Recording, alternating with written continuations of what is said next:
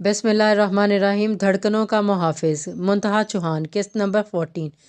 Call मिलाओ ना, रुक क्यों गए? दिलावर शाह ने कबीर शाह को गड़बड़ाते हुए कहा। देखा तो सर्द लहजे में कहते आगे बढ़े, भाई साहब, वो मैं।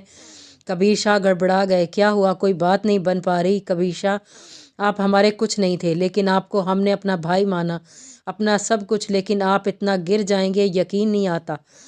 दिलावर शाह का दिल खून के आंसू रो रहा था। क्या क्या क्या मतलब? आप क्या बात की? क्या आपकी बात का क्या?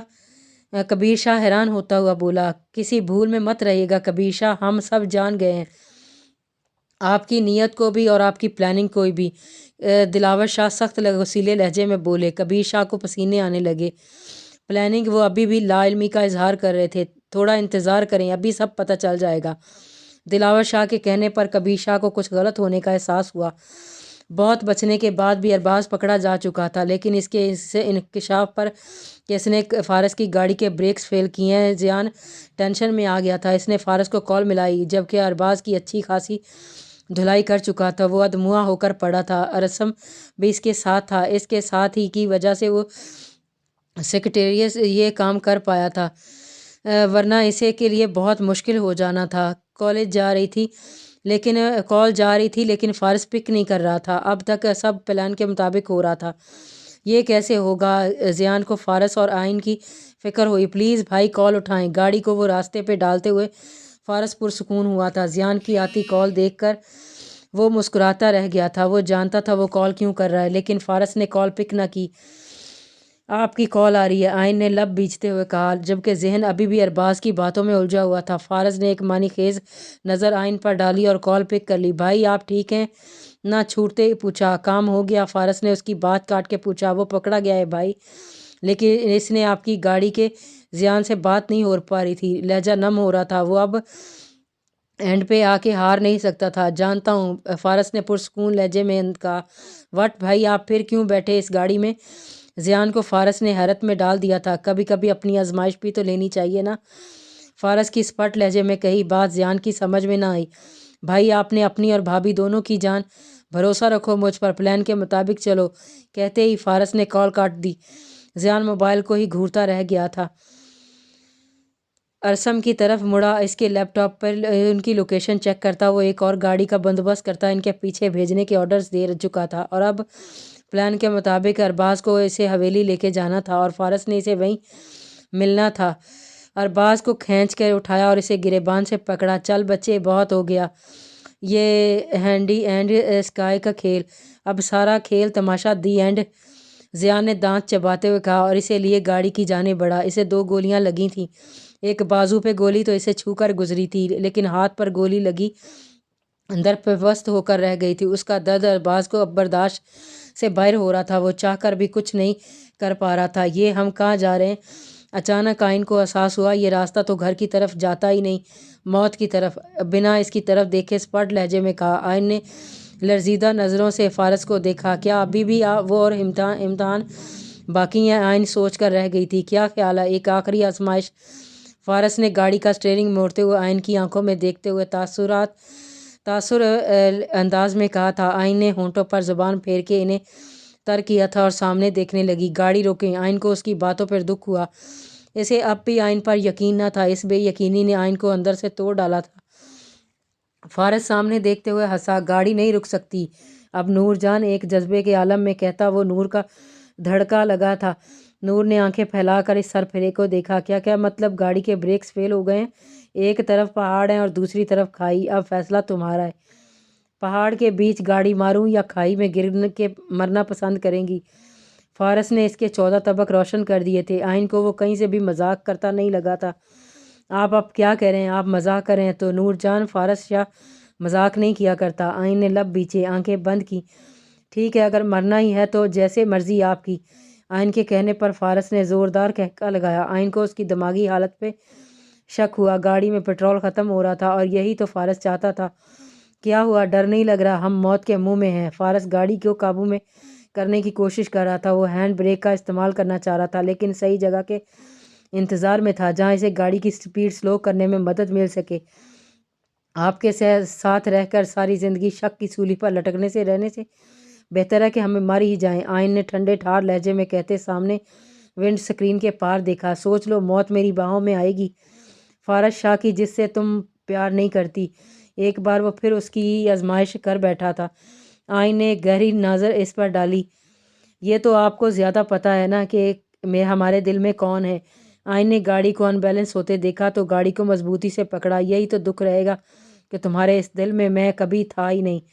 فارس نے گاڑی کو ساتھ دیوار کے ساتھ جوڑا۔ گاڑی رگڑ کھانے لگی، دونوں ہی گاڑی کے ساتھ ڈولنے لگے۔ آئین کو موت بہت قریب نظر آنے لگی۔ سختی سے آنکھیں بند کر لیں۔ فارس نے مسکرا کر اسے دیکھا۔ اگر دل کی دھڑکن کو دل سے سنتے تو پتہ چلتا کہ ان دھڑکنوں میں کون رہتا ہے۔ دھیرے سے کہے الفاظ فارس کو ایک انجانی خوشی دے گئے تھے جسے وہ خود بھی نہیں سمجھ پایا تھا۔ گاڑی کو ایک ہاتھ سے تھامے اس نے دوسرے ہاتھ سے آئین کو کھینچ کر اپنی طرف کیا اور اس کی سائیڈ کا دروازہ کھول دیا۔ گاڑی کی سپیڈ دیوار کے ساتھ رگڑ کھانے سے سلو ہو گئی تھی۔ جمپ، فارس کے کہنے پر آئین نے اسے بے یقینی سے دیکھا تھا۔ نور، جان جمپ، فارس نے اس کے کان میں گھمگیر آواز میں کہا تو وہ اسے دھڑکتے دل سے دیکھنے لگی اور نفی میں گردن ہلائی۔ فارس زیر لب مسکرایا۔ چلو پھر ایک ساتھ کودتے ہیں، فارس کہتے ساتھ ہی اس کی طرف مڑا۔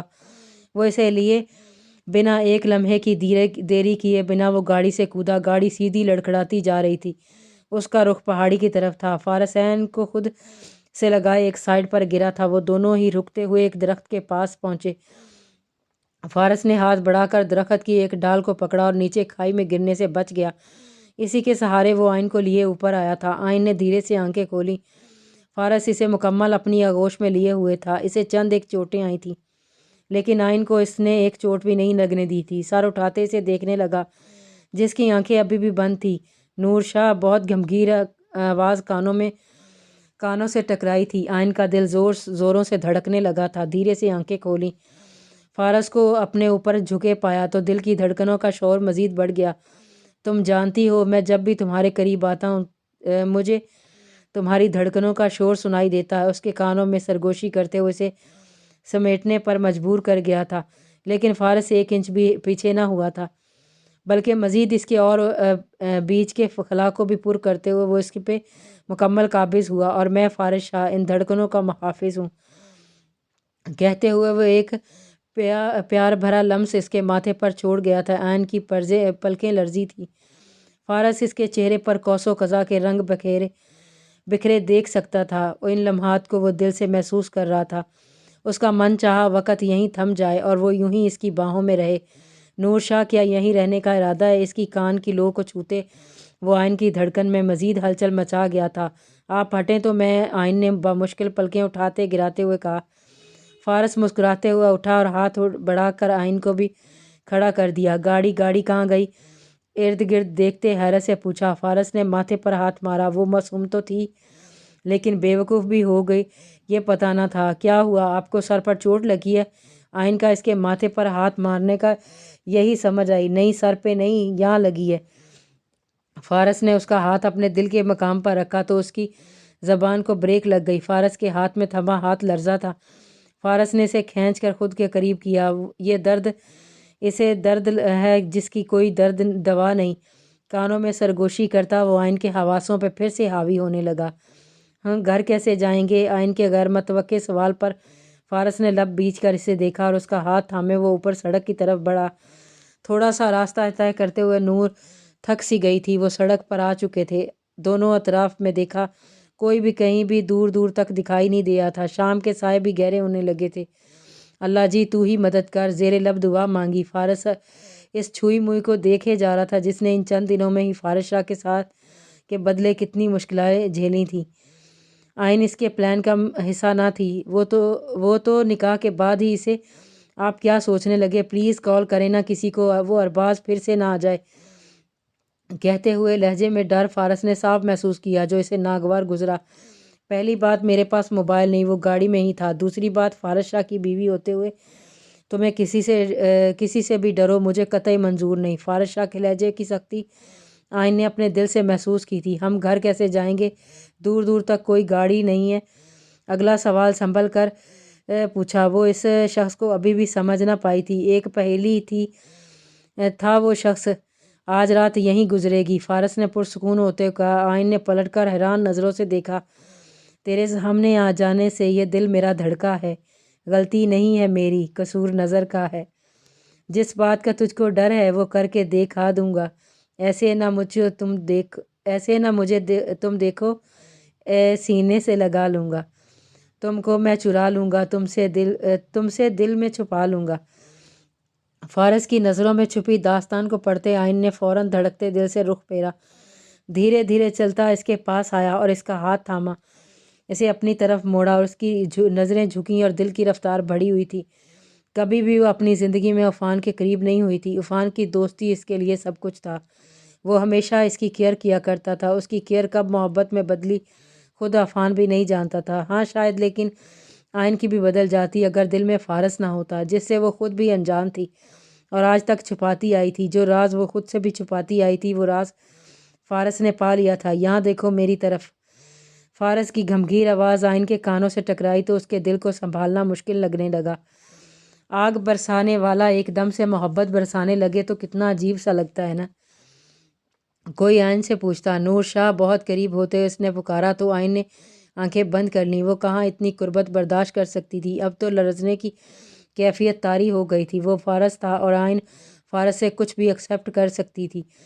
فارس زیر لب مسکرایا۔ ایک گاڑی ان کے پاس آ کر رکی اور ڈرائیونگ سیٹ پر بیٹھا شخص فوراً باہر آیا۔ سر چلیں، وہ چاقو چوبند بندہ کھڑا کہہ رہا تھا۔ فارس نے ثابت میں سر ہلایا۔ وہ جانتا تھا زیان نے ہی اسے بھیجا ہے۔ اسے اپنے بھائی پہ بے حد پیار آیا اور کن اکھیوں سے گاڑی کو دیکھتی شکر کا کلمہ پڑھتی آئین کو ساتھ لیے وہ گاڑی کی بیک سیٹ پر جا بیٹھا اور گاڑی ہوا سے باتیں کرنے لگی۔ زیان نے انسانیت کے ناطے ہاسپٹل سے ارباز کی مرہم پٹی کروا دی، لیکن اس کو ایک لمحے کے لیے بھی بھاگنے کا موقع نہ دیا اور اسی لیے بڑی حویلی آیا۔ وہ قانون کا بھی مجرم تھا اور ارسم نے اس وعدے پر اسے ساتھ لے جانے دیا تھا کہ وہ اسے قانون کے حوالے کرے گا۔ اور فوجی اپنا وعدہ کب توڑتا ہے؟ ہاں، وہ فوجی ہی تو تھا، اپنے ملک کے غداروں کو موت کے گھاٹ اتارنے والا۔ وہیں جہاں وہ ISI کا ایجنٹ تھا، وہیں فارس کی ذات ایک راز تھی۔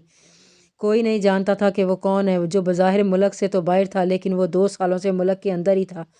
یہ بات سوائے زیان اور عفان کے کوئی نہیں جانتا تھا کہ فارس شاہ کی حقیقت کیا ہے۔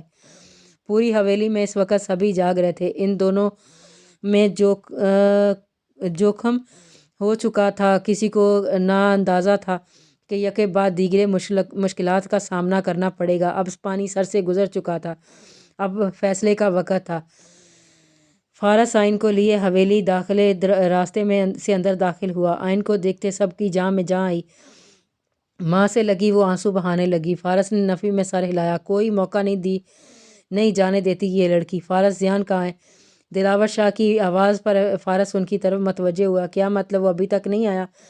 فارس کو حیرت ہوئی۔ گاڑی بھی اسے چھوڑ کر جا چکی تھی اور موبائل فون بھی اس کے پاس نہ تھا کہ زیان کو کال کرتا۔ اسی سانے میں سب کی نظر حویلی سے اندر آتے 2 لوگوں پر اٹھی۔ کچھ کی نظروں میں بے یقینی تھی اور کچھ کی نظروں میں غصہ اور کچھ کی نظروں میں ڈر۔ کنٹینیو جاری ہے۔